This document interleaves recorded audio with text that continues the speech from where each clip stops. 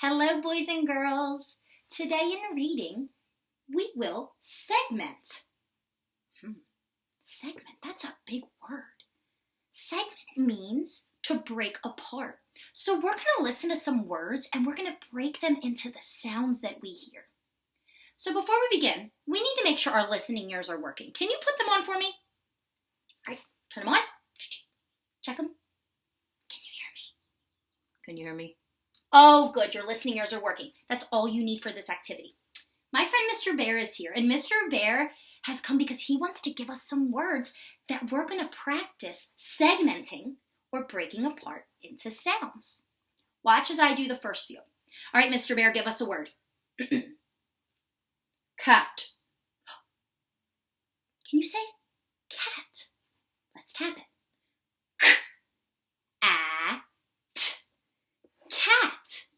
Can you segment the word sounds you hear in cat? Let's get our hands ready. Cat. Great job. Mr. Bear, what's our next word? Pin. Pin. Can we tap the sounds we hear in pin? All right, ready? P-I-N. Pin. Let's clap it. P-I-N. Pin. Good job. All right, Mr. Bear, what's our next word? Web. Let's say it. Web. Are you ready to tap it out? Help me. W-E-B. Web. Let's clap it. W-E-B. Web. Great job, friends. Now I'm going to show you some pictures, and we're going to get to tap out those sounds together. All right, here's the first picture. It's an animal. What is this?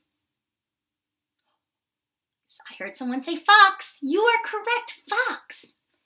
Help Miss Diamond touch those sounds we hear in fox. Ready? Ox. Fox. Let's clap it. Ox. Fox. Great job. Here's another one. Sun, you're right, sun. Let's tap out those sounds. S-N. Sun. Let's clap. S-N. Sun. Great job, friends.